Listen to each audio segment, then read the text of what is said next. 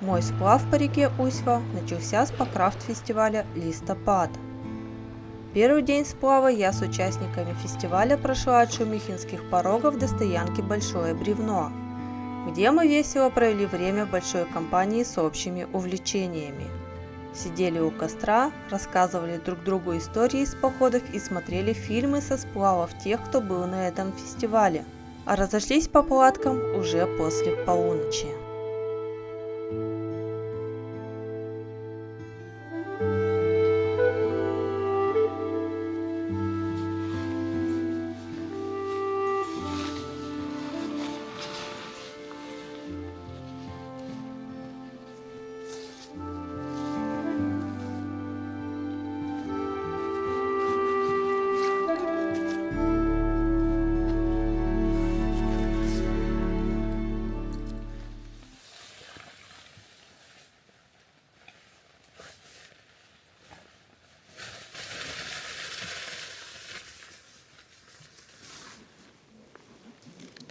Всем доброго утра! Подведу итоги моей первой ночевки в гамаке. Я не замерзла, во-первых, что немаловажно, наверное, одно из самых важных. Не замерзла, но в принципе было удобно. Спина не болит после гамака, потому что я легла не прямо, а немножко наискосок. Но мне хотелось всегда повернуться на бочок. Я такая, знаете, сначала на спине посплю, потом на одном боку, потом на втором. Вот этого мне не хватало. А так, в принципе, уснула быстро, комфортно, уютно, вообще не холодно.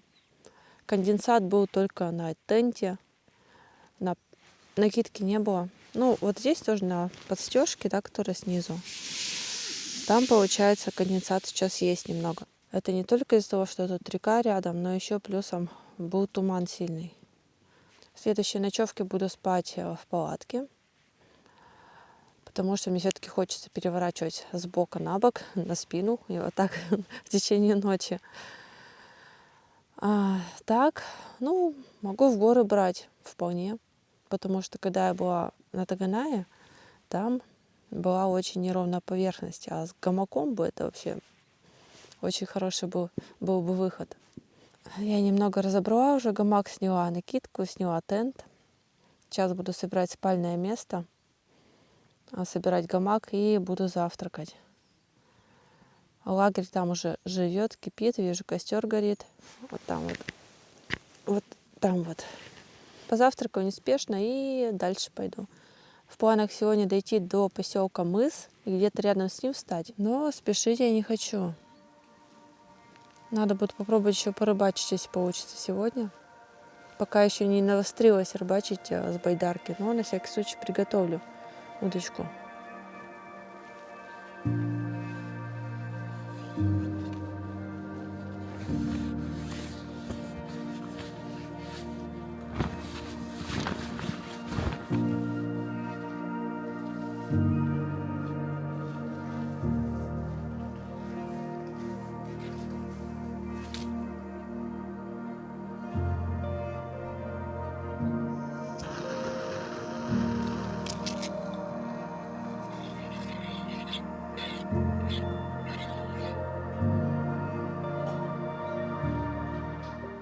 После завтрака я отправилась попрощаться с оставшимися из организаторов фестиваля.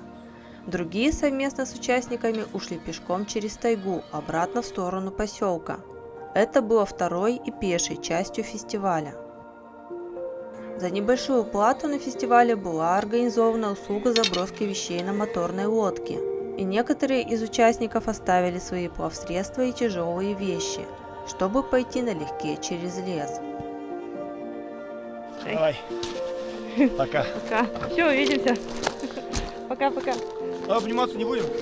Ну ладно, давай. Ай.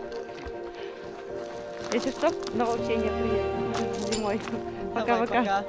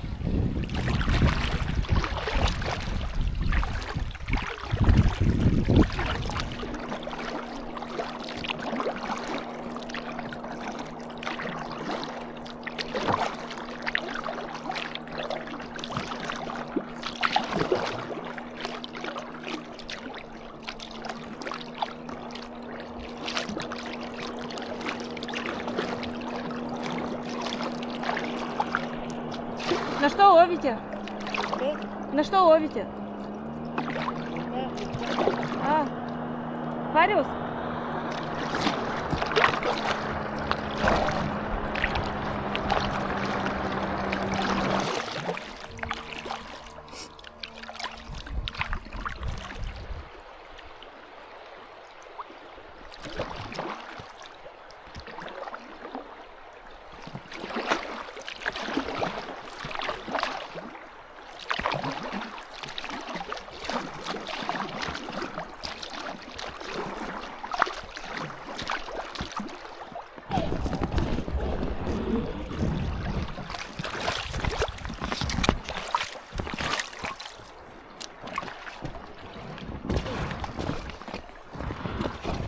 Здесь на реке водится хариус.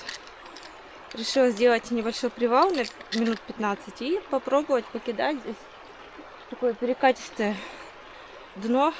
Думаю, тут, возможно, он стоит. Там, кстати, рыбаки стоят, рыбачат, но они на поплывок. У меня с собой только искусственные приманки. Попробую кренка покидать и вертушки. Вдруг поймаю хариуса. Колпачок потеряла, носок прицепила. Колпачок новый заказала для спиннинга. Носок, чтобы он так не расходился.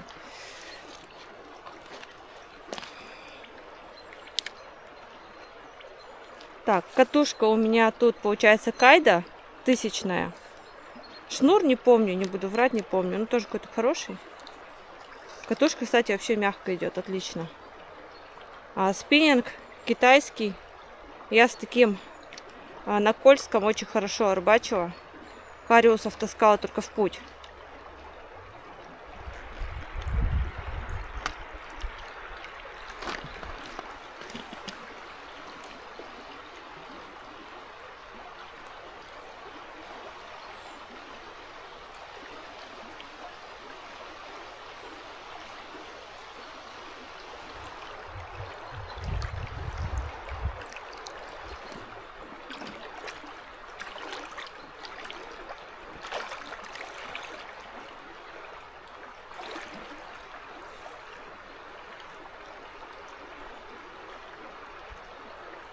Ни одной поклевки.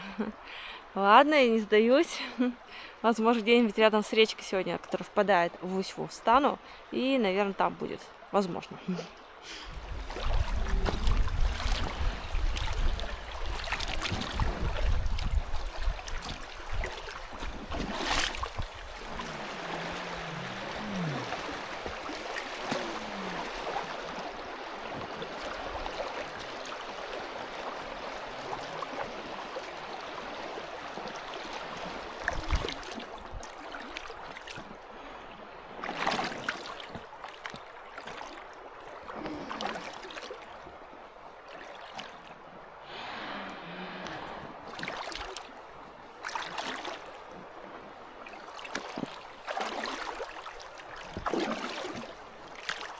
Решила обнести, потому что не запомнила, как проходили моторки, как проходили там 2 покрафта прошли.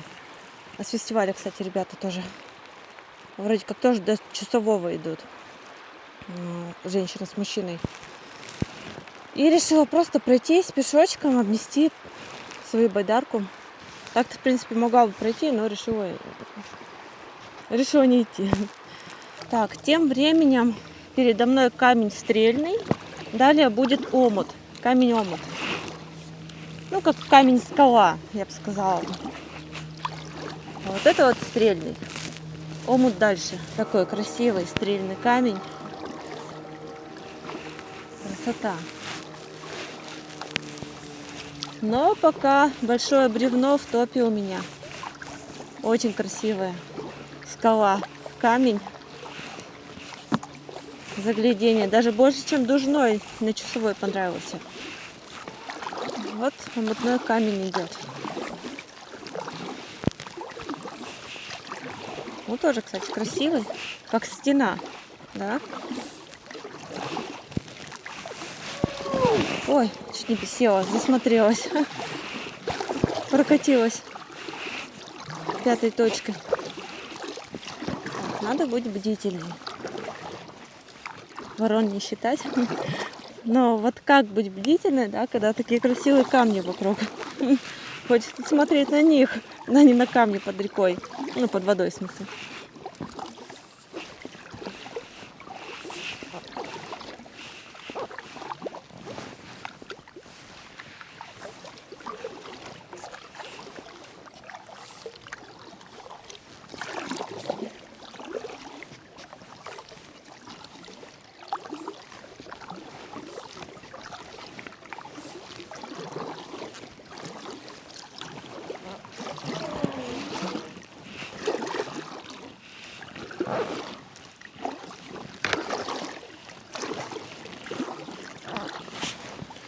Что-то скрипит так противно. У меня спа-жилет конфликтует с сумкой. Скрипит, как потертое седло. И все тут. Усьва стала более спокойной. Не такой, как возле поселка. Мне кажется, сейчас такая и будет. Ну, самое то на байдарке будет. И ветер встречный не страшно. Вообще все равно. Да хватит там скрипеть.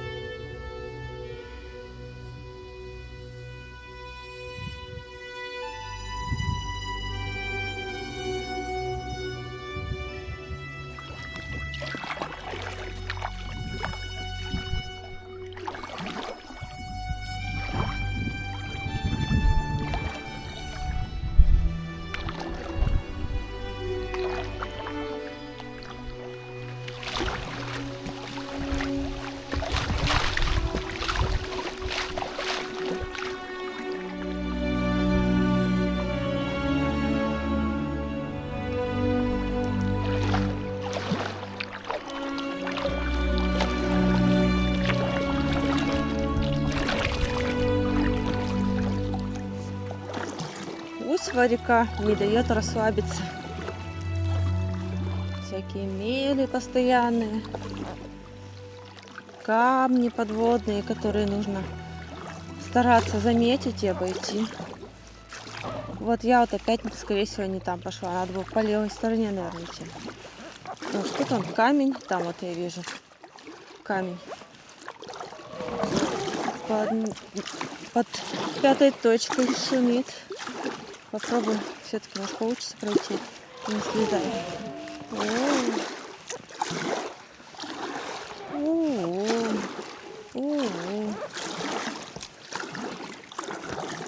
Тут он тоже камень какой-то большой. Вроде прохожу. Так, скребет снизу. И все. Все, прошла. Вроде бы. Интересно, до скольки я дойду до мыса, до стоянки недалеко от мыса, поселка. Очень надеюсь, что до 5 вечера доберусь, потому что хочу поставить лагерь, когда будет светло, возможно, порыбачить, пожарить картошку. Она потому что много весит и место занимает, надо от нее избавляться. У меня есть с собой картошка, есть грудинка копченая, можно будет пожарить с картошкой. Очень вкусно, кстати. Очень вкусное блюдо. Смотрю в воду, ищу хоть одну рыбу. Пока только мальков мелких видела, я не знаю, как они на хариусе рыбачат. Может, конечно, он только на перекатах. Ну, я знаю, что он любит стоять на перекатах, но странно вообще. Тут нигде не вижу, ни одного не увидела, хотя вода абсолютно прозрачная. Хочется найти хорошую такую стоянку, симпатичную, чтобы вид был красивый. Надеюсь, у меня получится сегодня. Ну, я видела по карте, там есть несколько кемпингов. Там двое на Покрафте ушли. Они тоже возле мыса хотят встать сегодня. Поселка Мыс. А после поселка Мыс там уже Я не видела на карте какие-либо кемпинги. То есть, возможно, там какие-то рыбацкие стоянки есть, и на них придется останавливаться. Так, вот опять речка там играется. Ожидает меня приключения. Так не хочется вылезать из байдарки. Байдарка не по крафт. По крафт можно просто плюхнуться и дальше пошел. Да и по крафту он полегче будет. Вот даже та же самая моя чехонь, она 6,5 килограмм весит, а вот эта байдарка Вега, она весит сколько? 14 килограмм почти. По-моему, 14,5 даже возможно. Ну, 13,6-14,5, где-то так вот. Даже больше, чем в 2 раза. Тяжелее, чем моя чехонь. Я нагрузила байдарку, плюс ее еще вес. Ну, как бы это... Не всегда можно пройти. В большинстве случаев приходится вылезать из байдарки. А в чехоне даже там сантиметров 8 я спокойно прохожу участок. Вроде все пока тьфу-тьфу.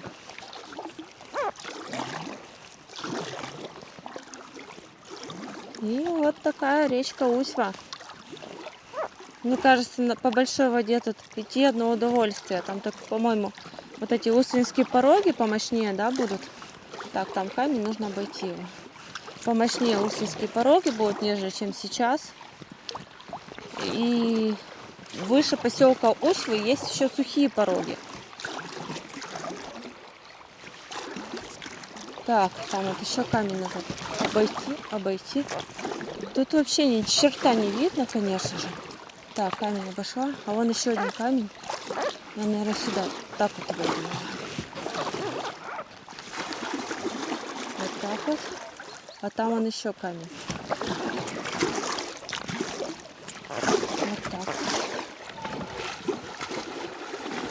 Умничка, молодец.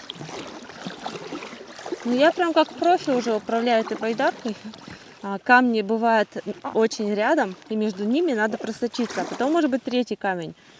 И я как-то так вот за вчерашний день под вечер уже привыкла к байдарке, чисто по крафту. И как-то так жух змейкой. А самое забавное то, что, видите, она вот так вот качается, да, так у-у-у. Но тут, получается, на дне у байдарки ровная. И благодаря этому она устойчивая, то есть не переворачиваешься. То есть, чтобы перевернуться, нужно хорошенько раскачать. Вот так вот. Сидишь, так раскачиваешь. Хорошенько раскачать, чтобы перевернуться. И все равно она вот так качается из стороны в сторону. И сегодня я спала в первый раз в гамаке. И такое же точно было ощущение. У меня было ощущение, что я продолжаю плыть, потому что гамак тоже немножко так раскачивается. Ветерок подует, так немножко его пошатает, или я пошевелюсь и немножко так кук-кук. Надо отдать должное Rebel Gears, от кого у меня непосредственно гамак, потому что они сделали очень его устойчивым. То есть я боялась, что я выпаду из него, но нет, оттяжки сделала и вполне себе комфортно залазить туда и спать, то есть не вываливаешься. Если, ребята, захотите себе гамак, можете смело заказывать Rebel Gears. Конечно, по весу они не самые легкоходные, но по удобству я скажу, что они удобные. Мне понравилось. Вот такая погода по мне. Солнце светит, греет, ветерок обдувает, чтобы жарко не было. Никаких тебе туч серых, гроз, дождя. Вот такая погода просто идеальная, чтобы завершить этот водный сезон. Чтобы в душе остались только теплые воспоминания, а не то, как ты себя превозмогал.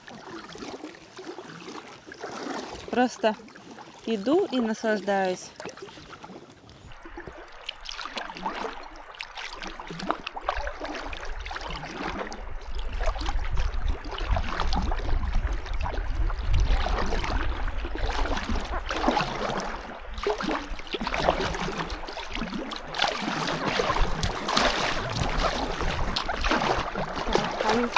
Камень справа. Разворот. Оп. А, сейчас гулять придется. Уж совсем мелко.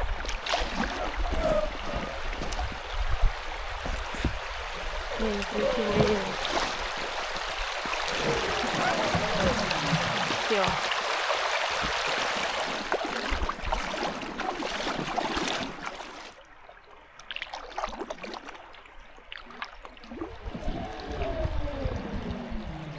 Пошла гулять.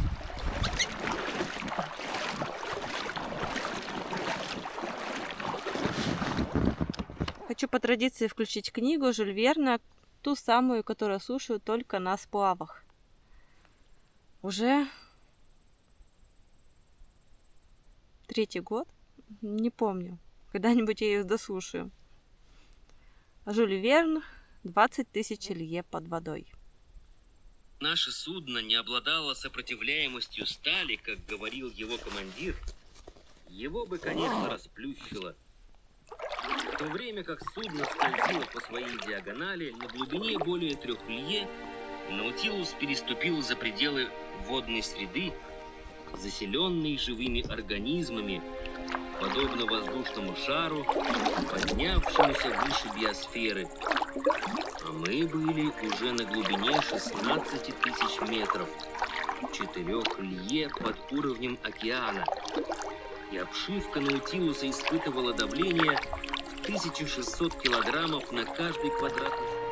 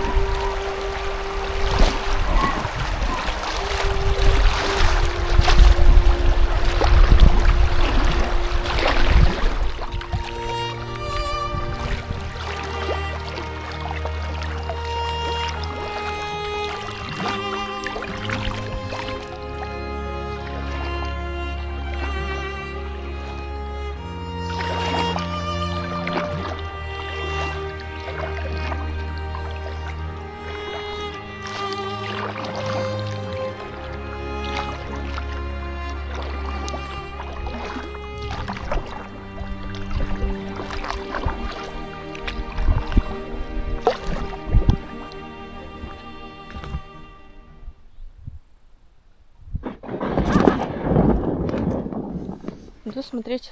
О, вот это полянище.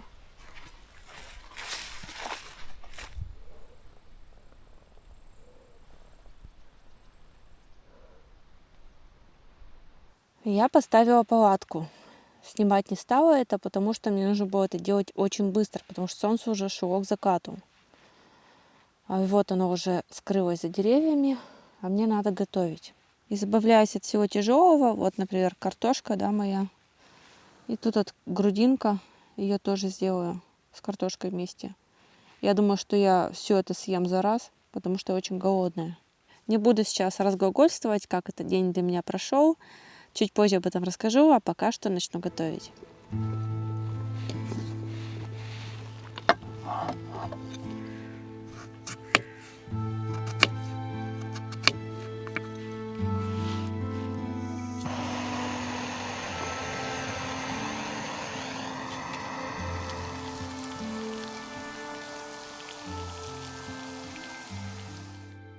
Пока картошка готовилась, я переоделась. Надела термо, шапку, баф. Шапку и баф. И теперь можно наконец-то поесть. Кто-то напишет, как ты ешь со сковородки. Ой, меня-то не видно. Кто-то по-любому напишет, как я ем со сковородки. Нормально ем. Как и не со сковородки.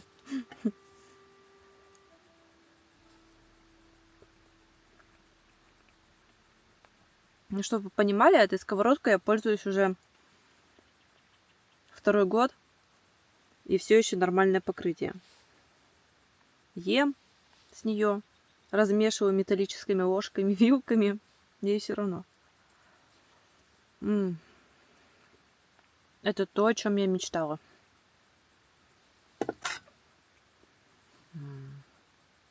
Все съем. объемся. И как усну. Уже почти практически стемнело на улице. Я только закончила. Время 8 часов 18 минут вечера. И уведомления полетели. Тут 4G ловит у МТС. Рядом с поселком Мыс. В поселке Мыс тоже. Завтра хочу встать пораньше и выдвинуться тоже пораньше. Потому что завтра сложный маршрут. Мне нужно дойти практически до Бобровки. Как я хотела есть. Не представляете. Там 2 покрафтера. Муж с женой, наверное. Они где-то остались позади, я их обогнала, они на обеде были. Не знаю, прошли они или нет. Может быть, тут встали на стоянке. Тут немножко по диагонали, на том берегу, есть стоянка тоже. Я когда мимо проходила, видела, что там стоит машина. То есть, скорее всего, из деревни приехали, потому что поселок Мыс, он на той стороне, не на этой. Прямо рядом с поселком Мыс есть 2 кемпинга. Я сначала думала на них пойти, но потом подумала о том, что, там деревня, шумно, и, возможно, рыбаки ходят. А сюда никто не придет. Поле чистое, плюсом ко всему, утром, пока я собираюсь, солнце будет тут уже светить, и, соответственно, возможно, даже подсушит мою палатку изнутри от конденсата. Конденсат по-любому будет. Потому что сегодня прям обещают с воскресенья на понедельник туманы. Ну ладно, буду есть, а то это культурно ем. Я сейчас вот так все съем. Не на камеру. Я буду довольной, пока не остыла. Хорошо так лежать в спальнике. Сытой. Я даже объелась. Еще бы целую сковородку съела картошки жареной. Надо все ложиться спать уже, потому что завтра в 6 утра встаю, в 8 часов выдвигаюсь с новыми силами.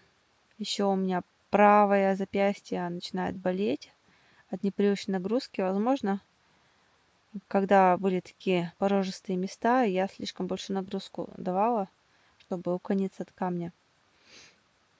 И поэтому у меня сейчас болит правое запястье от напряжения. Не знаю, как я завтра буду грести, посмотрим. Ладно, буду засыпать, и вам спокойной ночи.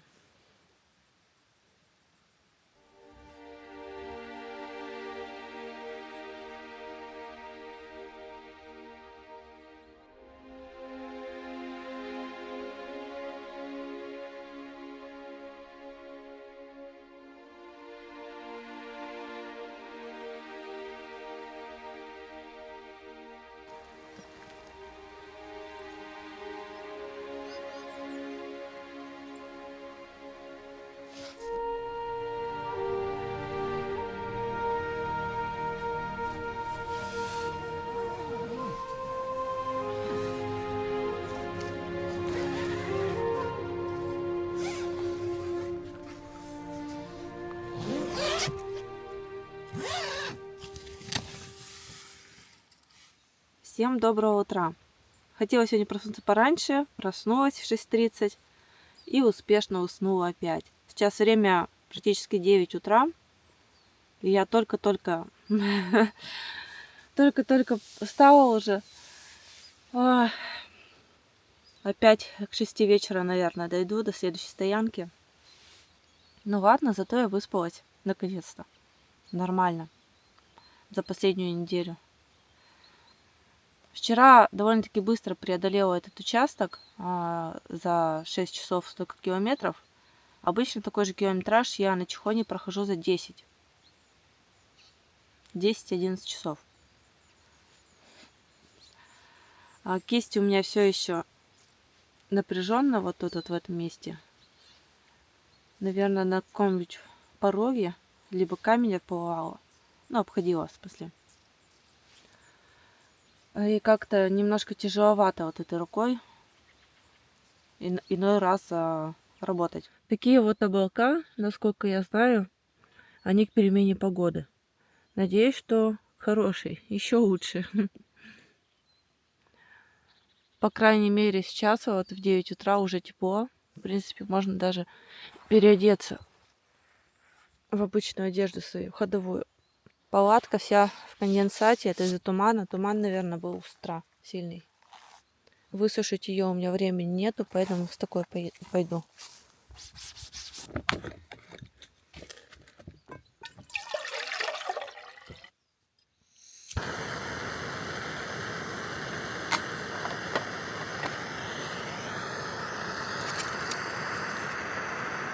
Перед тем, как поставить воду греться, я собрала спальное место и уже укомплектовала, плюс переоделась в обычную свою ходовую одежду из спальной, из лагерной. Вот там у меня лежит уже герма.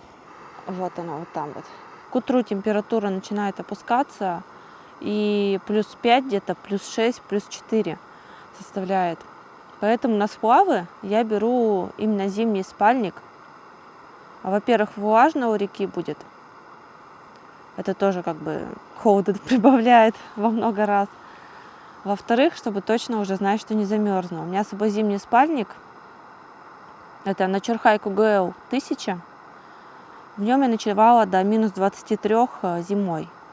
И вот в том году взяла с собой на часовую, и в этом году взяла с собой сюда на Усьву. Тепло, комфортно в нем, хорошо. Лучше брать с запасом. Он у меня комфорт минус 13. Так что, ребята, если соберетесь именно в осенние либо весенние сплавы, берите потеплее. Даже не на ту температуру, которую он рассчитан, да, вот минус 5 будет. Комфорт минус 5. Надо еще приплюсовать себе, чтобы не минус 5 комфорт было, допустим, минус 10, если у реки хотите. Это моя рекомендация вам. Коврик у меня с собой Терморест, который я купила 1,5 года тому назад, но он у меня всесезонный. Конечно, пришлось раскошелиться, но зато зимой тоже могу ходить. Тоже в минус 23 с ним ночевала, все прекрасно. Холода от земли вообще не чувствовала, потому что у него такой теплоизоляционный слой хороший.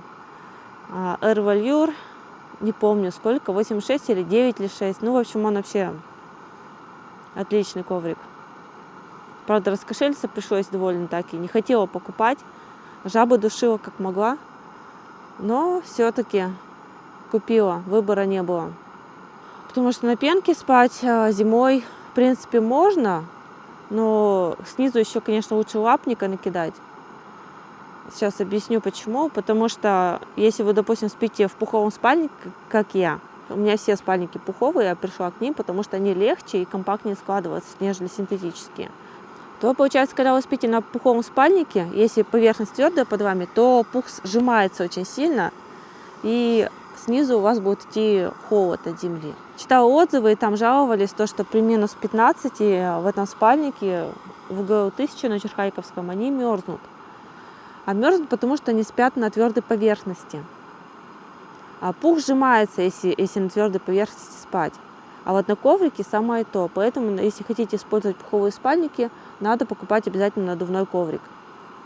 Иначе он будет бесполезен, этот спальник. Минусы спальников таких пуховых, то что если они намокнут, то они не будут греть. Синтетический будет греть спальник, а вот пуховый нет. Но как-то меня обходил этой стороной. Он, конечно, на часовой стал влажный, прям даже этот запах какой-то бомжатины был от пуха, от этого. Но ничего, в принципе, не мерзло. Видать, недостаточно он намок. Кстати, бывает такое, да, что спальники пуховые, когда влажные, они пахнут. Это тоже минус, но не все. Это значит, что плохо пух обработали.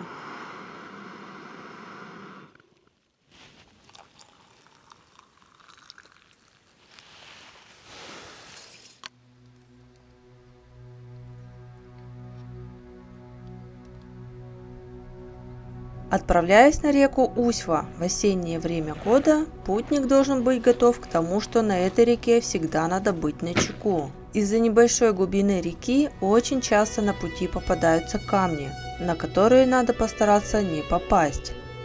Также путника ожидает и мелководье. Часто придется гулять по реке, проводя лодку рядом с собой. При этом постараться ее не отпустить, ведь течение реки довольно быстрое, особенно на перекатах. Усьва – это река, которая никогда не даст путнику заскучать. Помимо реки вокруг красивейшие леса. Осенью они особенно красивы своими яркими красками, а утренние густые туманы добавляют ко всей красоте загадочность и некую мистическую нотку, которую, увидев воочию, уже не забыть.